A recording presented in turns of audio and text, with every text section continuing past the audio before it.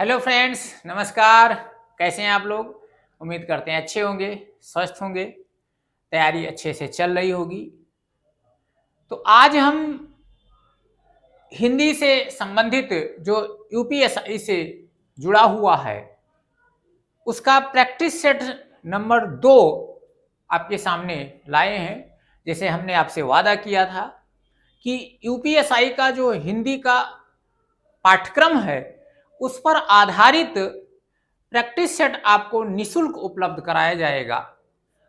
इसी क्रम में पहला आपको उपलब्ध कराया जा चुका है, उसकी व्याख्या सहित वीडियो आपके पास पहुंच चुका होगा।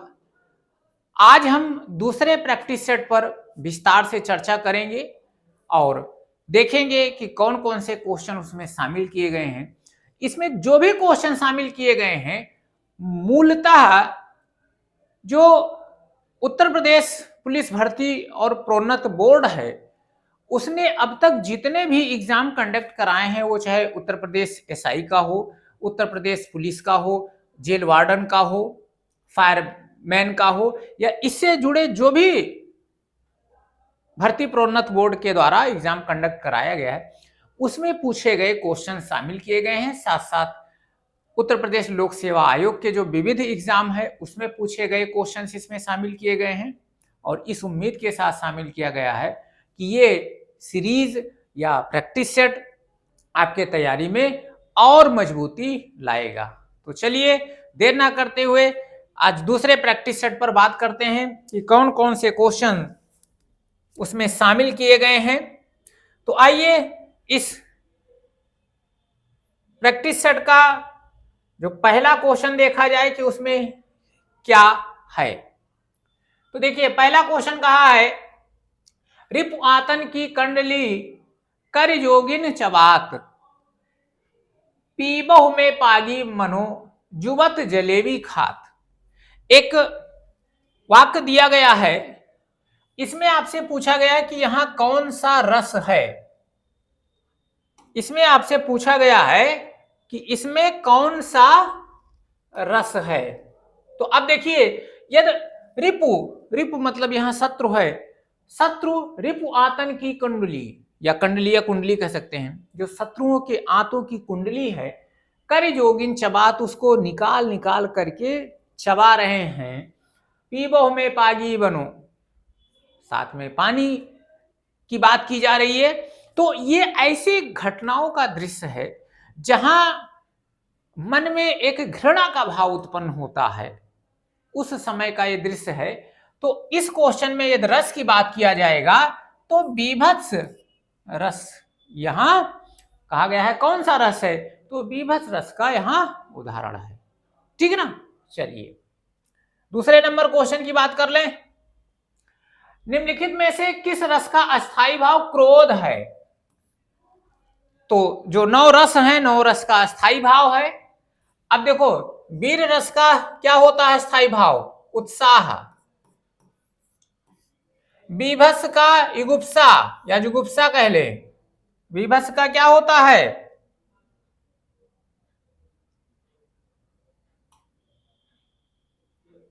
बीभत्स का जुगुप्सा। भयानक का भय और रौद्र का क्रोध। अब आपसे पूछा गया है क्रोध किस रस का स्थायी भाव है? तो क्रोध किसका है? रौद्र का स्थायी भाव है। डी ऑप्शन सही हो जाएगा। चलिए अगला क्वेश्चन नंबर 3, एक और अजगर ही लख, एक और मृग राय, मतलब बिकल बटोही बीच में परियो मूर्छा खाए। एक पथिक है, बटोही मतलब पथिक, कहीं जा रहा है, रास्ते में सुनसान जगहों पर क्या कर रहा है? वो क्या देखा? एक और अजगर हिलक, एक तरफ अजगर को देख रहा है कि सामने अजगर है, एक और मृगराय, मृगराय का मतलब यहां शेर है, एक और वो शेर को देख रहा, आगे शेर और पीछे, आगे अजगर पीछे शेर। अब ऐसी स्थिति में एक सामान्य व्यक्ति की क्या स्थिति हो सकती है? तो जब ऐसा देखा तो इतना वो डर गया, इतना उसके अंदर भय व्याप्त हो गया कि बिकल बटोही बीच में परियो मूर्छा खाए, मूर्छा खा करके गिर गया। तो अब इसमें कहा गया इन पंक्तियों में कौन सा रस है? तो भय यहां उत्पन्न हो रहा है, करुण होगा नहीं, रौद्र होगा नहीं, भयानक। ये परिस्थिति क्या है? भयानक है, जिसमें प्राण जाने वाले हैं। तो ये कौन सा रस का उदाहरण है? भयानक रस का उदाहरण है। ठीक है ना। आ जाइए अगला क्वेश्चन पूछ रहा है कि निम्न में अलंकार बताइए, कौन सा अलंकार होगा? चरण कमल बंदो हरिराई, बहुत इंपॉर्टेंट ये अलंकार ही, ये उदाहरण ही इंपॉर्टेंट है। अब इसमें आप चाहे याद कर लीजिए, यहां क्या कह रहा है? चरण कमल बंदो हरिराई। सामान्य सा तो अर्थ यह है कि चरण रूपी कमल को नमस्कार है। तो चरण की तुलना कमल से सामान्य रूप से हो रही, लेकिन ऐसा नहीं है। यहां कमल को या चरण को कमल सादृश्य मान लिया गया है। तो जब ऐसी स्थिति होती है तो वहां कौन सा अलंकार होता है? रूपक अलंकार होता है। ठीक है ना। यहां चरण को कमल मान बैठते हैं। तो जब यहां कहीं ऐसा मान लिया जाता है तो वहां क्या होता है? रूपक अलंकार होता है। ठीक है ना। नेक्स्ट आ जाइए, प्रत्यक्ष के द्वारा अप्रत्यक्ष का जहां चमत्कार पूर्ण वर्णन किया जाता है वहां कौन सा अलंकार होता है? वहां कौन सा अलंकार होता है? जब प्रत्यक्ष के द्वारा, जो है नहीं उसके द्वारा चमत्कार पूर्वक वर्णन होता है।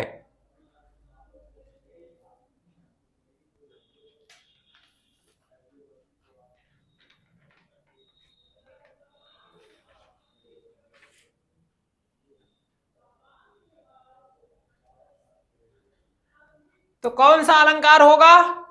अनुमान लगाया गया है यहां। तो यहां अनुमान अलंकार का उदाहरण होता है। ठीक है ना। ये सारे क्वेश्चन पूछे गए हैं, ये ध्यान रखिएगा। आगे कह रहा है, बिन उपग चले सुने बिन काना, कर बिन कर्म करे विधनाना। जहां कारण के अभाव में कोई काम होता है, कारण के अभाव में जहां कोई काम होता है वहां विभावना अलंकार होता है। तो इस पंक्ति में कौन सा अलंकार है? विभावना अलंकार का उदाहरण है। आ जाइए नेक्स्ट क्वेश्चन, निम्नलिखित में से नाग का अनेकार्थी शब्द कौन सा है?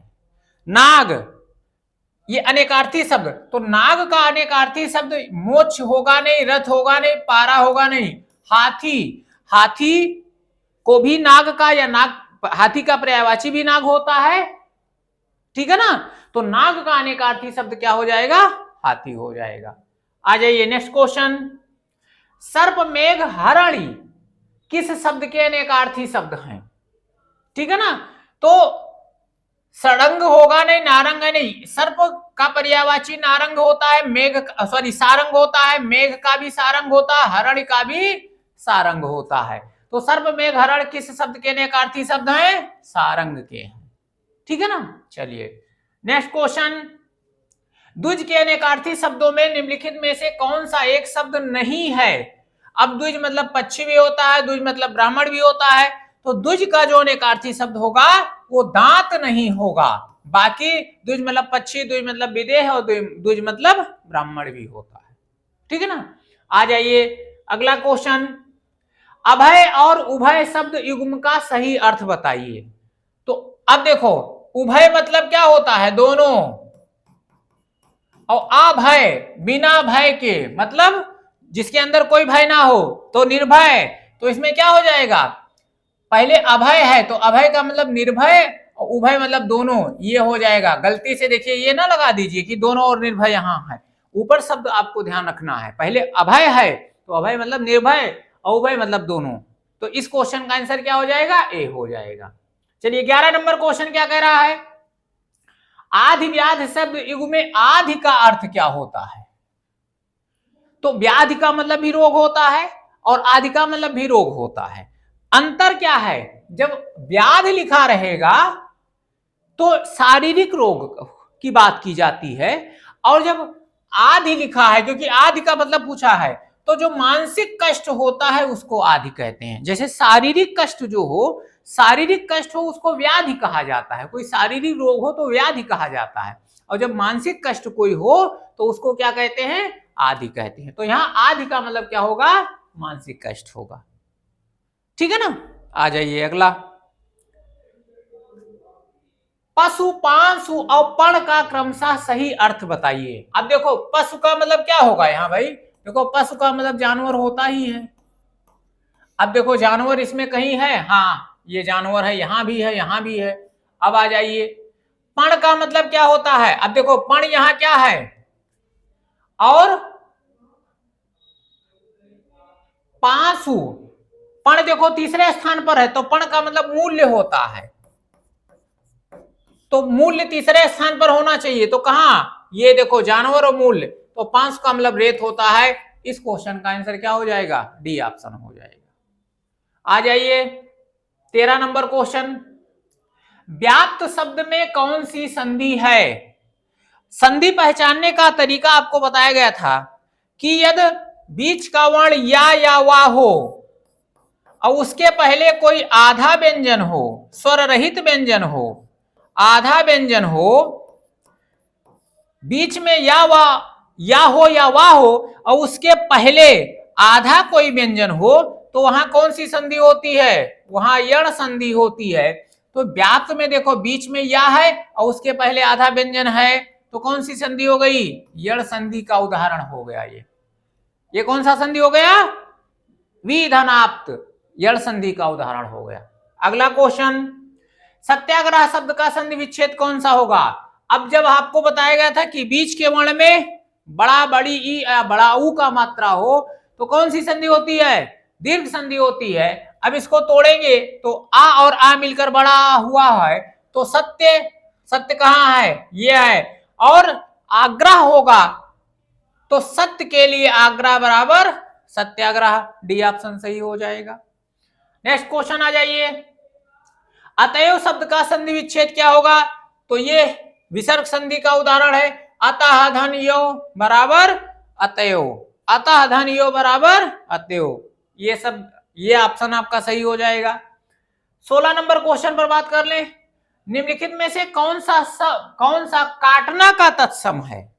अब ये देखो काटना शब्द क्या है, ये तद्भव है, ये क्या है, तद्भव है। आपसे पूछा गया है काटना का तत्सम क्या होगा, तो काटना का तत्सम होता है कर्तन। इसमें देखिए कर्तन कहीं है, बी ऑप्शन इसका सही हो जाएगा। ठीक है ना। आ जाइए अगला क्वेश्चन, परीक्षा शब्द निम्नलिखित वर्गों में किस वर्ग का शब्द है।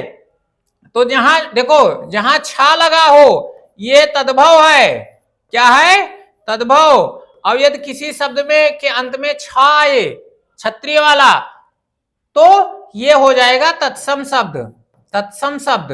तो ये कौन सा शब्द है, ये तत्सम शब्द का उदाहरण है। यही चीज ये परीक्षा ऐसे लिखा होता, कभी ऐसे आपसे पूछा जाता है परीक्षा, तब ये तद्भव हो जाएगा।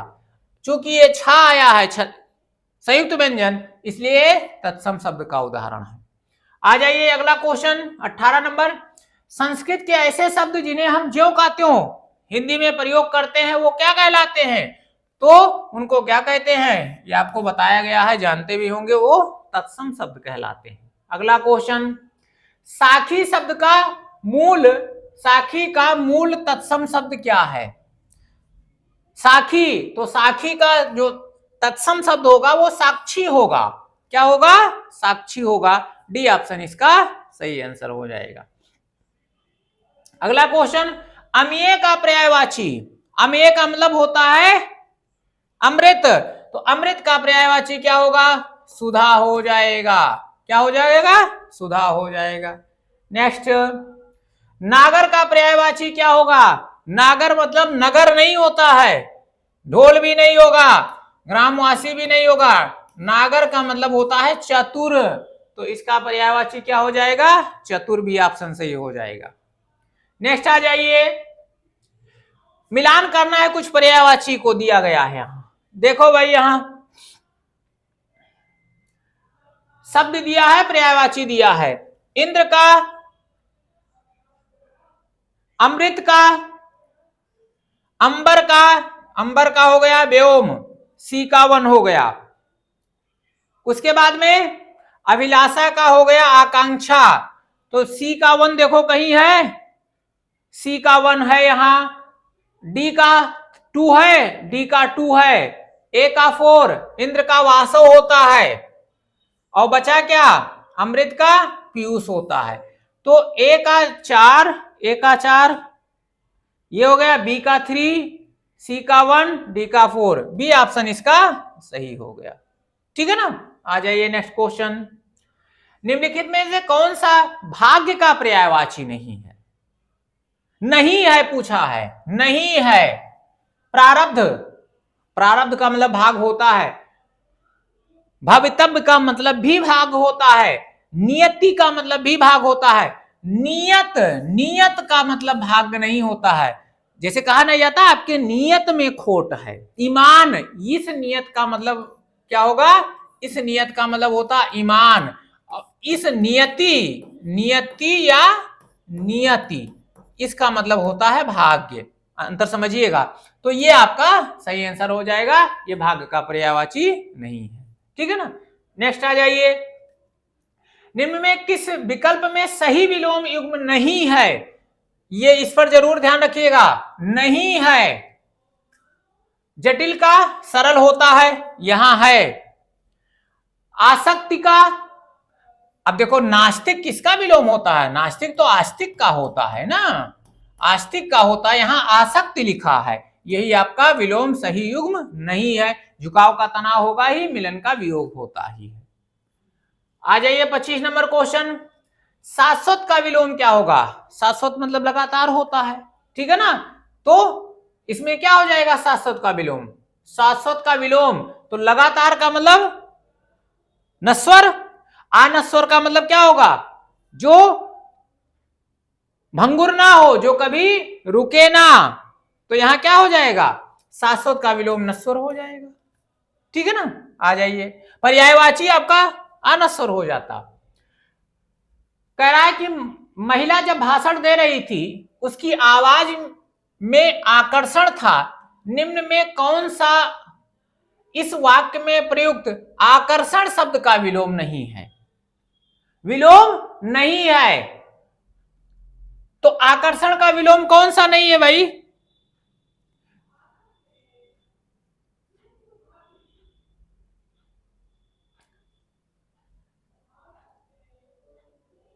कह रहा विलोम नहीं है, आकर्षण का विकर्षण हो ही है, अनाकर्षण होता ही है। ठीक है ना।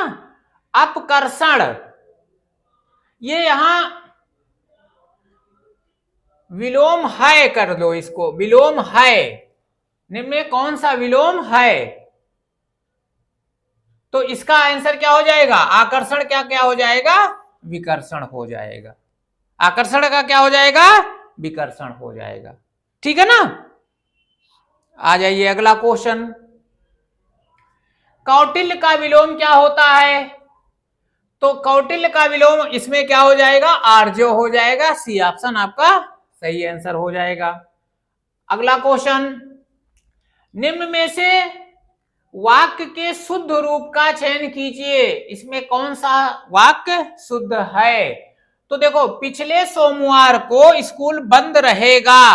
अब चूंकि पिछला मतलब बीत गया तो भूतकाल का बात है, यहां रहेगा तो ये गलत हो गया, भविष्य की क्रिया भविष्य वाली लगी है।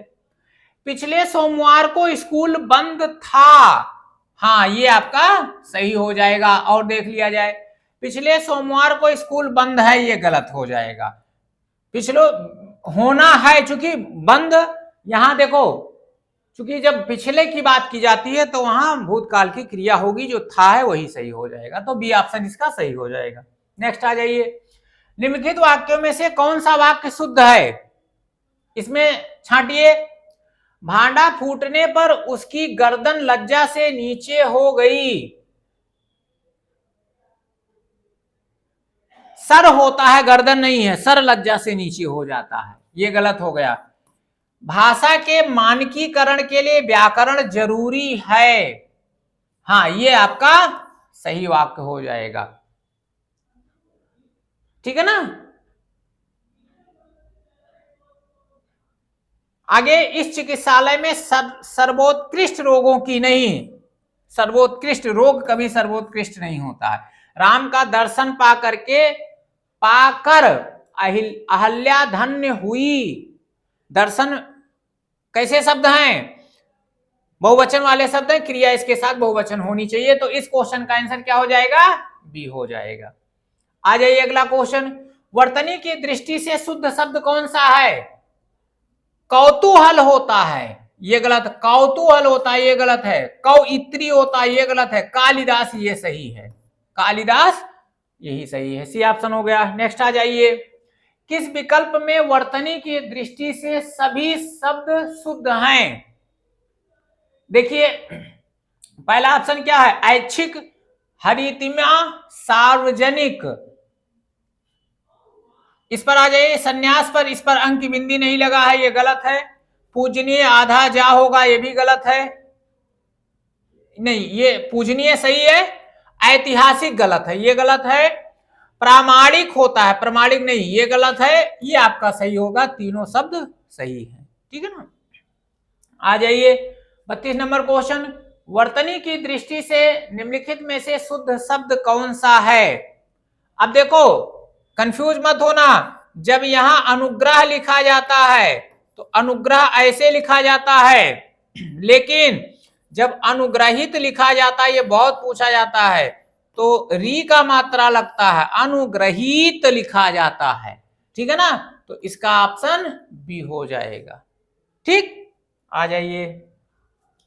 वह कौन सा समास है जिसका उत्तर पद प्रधान होता है किंतु प्रथम पद द्वितीय पद की विशेषता बतलाता है? ध्यान से समझिएगा। अब जो आपका अव्ययी भाव समास है उसमें प्रथम पद प्रधान होता है। तत्पुरुष समास है द्वितीय या उत्तर पद प्रधान होता है।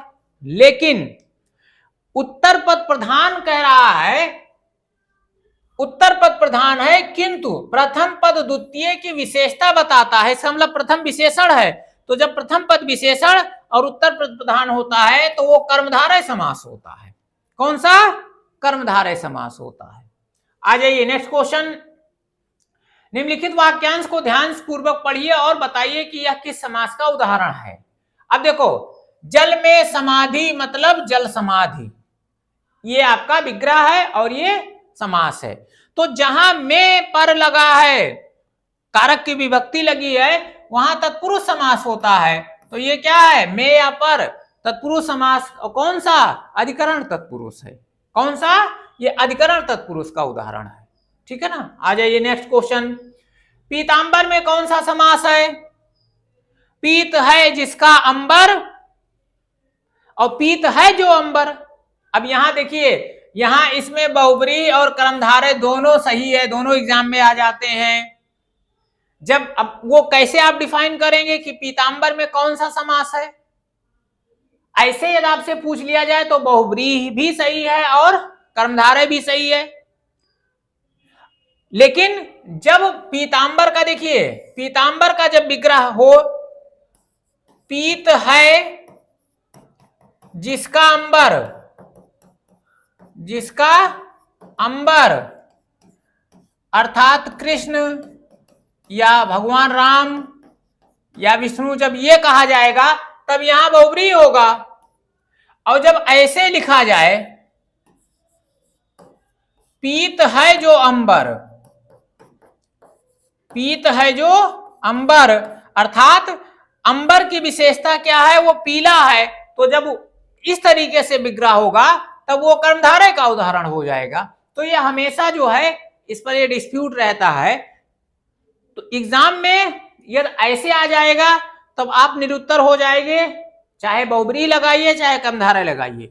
लेकिन यदि आपसे विग्रह के साथ पूछा गया है कि पीतांबर में समास बताइए जिसका विग्रह है पीत है जिसका अंबर, तब बहुब्रीहि बताएंगे। और पीतांबर में जब पीत है जो अंबर, तब आप कर्मधारय बताएंगे। ठीक है ना। चलिए नेक्स्ट क्वेश्चन। अस्थिर विचार वाला व्यक्ति कुछ भी नहीं कर पाता। अस्थिर, न माया मिले न राम, वही चीज यहां लिखा है। तो उसको अभिव्यक्त करने वाला सही कहावत क्या है? दुविधा में दोनों गए, माया मिली ना राम। मानसिक रूप से वो स्थिर नहीं है। बी ऑप्शन इसका सही उदाहरण हो गया। आ जाए 37 नंबर, काठ की हाड़ी बार बार नहीं चढ़ती। किसी को हम धोखा बार बार नहीं दे सकते, किसी को हम अंधेरे में रह करके बार बार लाभ नहीं प्राप्त कर सकते हैं। तो देखिए यहां छल कपट का व्यवहार हमेशा नहीं चलता है। अच्छा, एक चीज ध्यान रखिएगा, जो शब्द आपके कहावत में आए हैं वो शब्द अर्थ में नहीं आएंगे, ये ध्यान रखिएगा, ठीक है ना। आ जाइए अगला क्वेश्चन, गुड़ गोबर कर देना क्या मतलब है? बना बनाया काम चौपट कर देना। तो बना बनाया काम बिगाड़ देना, ये ऑप्शन इसका सही आंसर हो जाएगा। अगला आ जाइए, कंजूसी से धन व्यय करने वाले के लिए एक शब्द क्या होता है? जो कंजूसी से धन खर्च करता है तो मृषण मतलब मच्छर होता है, चिरस्थाई मतलब हमेशा के लिए, अस्थाई हो गया, अल्पव्ययी मतलब कम खर्च करने वाला, कृपण होता है जो बहुत कंजूसी से धन व्यय करे, ठीक है ना। नेक्स्ट आ जाइए, किसी की सहायता करने वाले को क्या कहते हैं? सहायक कहते हैं, सहकार नहीं, सहायक इसका सही आंसर हो जाएगा। नेक्स्ट क्वेश्चन, क्वेश्चन नंबर 20, किसी एक में ही आस्था रखने वाला वाक्यांश के लिए एक शब्द क्या होगा? अनिकेत मतलब घर होता, अनुत्तीर्ण होगा नहीं, अनुमोदन स्वीकृति हो जाएगा। तो इसका आंसर हो जाएगा अनन्य, जिसे कहा नहीं जाता अनन्य भक्त, अर्थात किसी एक में आप आस्था रखिए, तो उसके लिए एक शब्द क्या हो जाएगा? अनन्य हो जाएगा। अगला क्वेश्चन आ जाइए, क्या कह रहा है? इनमें से संबंध सूचक अव्यय का उदाहरण, एक का दूसरे से संबंध बताना है। तो कहा देखिए पहला ऑप्शन क्या है? धन के बिना किसी का काम नहीं चलता। एक वाक्य है धन और यहां काम, दोनों में रिलेशन है। धन के बिना किसी का काम नहीं चलता, उसने परिश्रम किया इसलिए वह सफल हुआ। ये मिश्रित वाक्य का उदाहरण है। मैं घर जा रहा हूं ताकि वहां आराम कर सकूं, जिससे मैं, ये भी मिश्रित वाक्य है। उपरोक्त सभी, यहां आपसे कह रहा संबंध सूचक अव्यय, तो बिना काम नहीं चलता, पहला ऑप्शन इसका सही आंसर हो जाएगा, ठीक है ना। आ जाइए, राम हमेशा घूमने जाता है। अब इसमें हमेशा क्या है? तो हमेशा किसकी विशेषता बता रहा है भाई? घूमने जाने की विशेषता बता रहा है, हमेशा जाता है। इसमें क्या हो जाएगा? क्रिया विशेषण हो जाएगा, हमेशा क्रिया विशेषण है, सदैव। नेक्स्ट, यदि बारिश होती तो सूखा ना पड़ता, शर्त है, कंडीशन है, कौन सा रूप है ये? कौन सा? इस वाक्य में काल का, इस वाक्य में काल का कौन सा रूप है? इस वाक्य में काल का कौन सा रूप है, ठीक है ना। इस वाक्य में काल का कौन सा रूप है या कौन सा काल है? तो देखिए, यदि बारिश होती, यदि बारिश होती तो सूखा ना पड़ता, तो यदि एक कोई क्रिया होती तो दूसरा ना होता या दूसरा होता। तो जब ऐसा होता है और फ्यूचर सॉरी पास्ट की बात हो रही है, तो यहां हेतु हेतु मद भूतकाल होता है। कौन सा? हेद हेतु मद भूतकाल। नेक्स्ट, संभव है। अब संभव है कहां होगा? संभावना है, भविष्य की बात होती है ना, तो इसमें क्या हो जाएगा? संभाव्य भविष्य का उदाहरण है।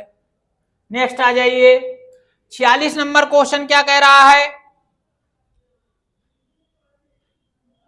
वह आई हो तो मेरी चिट्ठी उसे दे देना। अब आई हो ये कंफर्म नहीं है, ठीक है ना। तो अब वर्तमान की बात हो रही, दे देना, तो इसमें क्या होगा? संदिग्ध नहीं, संदिग्ध में और संभाव्य में बहुत थोड़ा सा अंतर है। यहां संभावना की बात हो रही है, ठीक है ना, तो यहां हो जाएगा संभाव्य वर्तमान। अगले क्वेश्चन पर बात कर लें, निम्नलिखित में से किस वाक्य में भाववाच्य है? अब हमेशा भाववाच्य किसमें बनता है? अकर्मक क्रिया में बनती है, समझना, भाववाच्य अकर्मक क्रिया में। और नहीं लगा होता है, पहचान का तरीका है। लोग खुलकर हंस रहे थे, यहां तो है ही नहीं है। रामचरितमानस ग्रंथ तुलसी द्वारा लिखा गया, यह कर्मवाच्य है, द्वारा लगा है। वृद्ध आश्रम से बैठ नहीं सकता, सॉरी, वृद्ध आराम से बैठ नहीं सकता, बैठा नहीं जाता होता तब ये हो जाता, ठीक है ना, इसलिए यहां नहीं। सर्दियों में रोज नहाया नहीं जाता, ये सही है। नहाया नहीं जाता, खाया नहीं जाता, सोया नहीं जाता, हंसा नहीं जाता, रोया नहीं जाता, नहीं जाता। अब देखो यहां बैठ नहीं सकता इसलिए नहीं होगा, यदि इसमें होता बैठा नहीं जाता तब यहां हो जाता। तो ये अब इसका सही आंसर क्या हो जाएगा? डी ऑप्शन हो जाएगा। नेक्स्ट आ जाइए, पंडित जी हवन करा कर कथा कह रहे हैं, मतलब पहले एक काम हुआ उसके बाद में दूसरा हुआ, तो जब एक क्रिया होने के बाद दूसरी तुरंत शुरू हो जाती है तो पहली को हम क्या कहते हैं? पूर्वकालिक क्रिया। जहां करा कर है तो पूर्वकालिक क्रिया का उदाहरण हो गया, डी ऑप्शन इसका सही हो गया। नेक्स्ट आ जाइए, नीचे दिए गए शब्द किस गुणवाचक विशेषण के उदाहरण हैं? अब गुणवाचक में बहुत सारे विशेषण होते हैं, आकार बोधक, रंग बोधक, अवस्था बोधक, काल बोधक, ठीक है ना, स्थिति बोधक। अब देखो इसमें क्या है? अच्छा, दानी, न्यायी, कृपालु, ये मनुष्य के गुण हैं, तो ये गुण बोधक विशेषण हो गया, ठीक है ना। नेक्स्ट 50, किस वाक्य में प्रविशेषण नहीं है?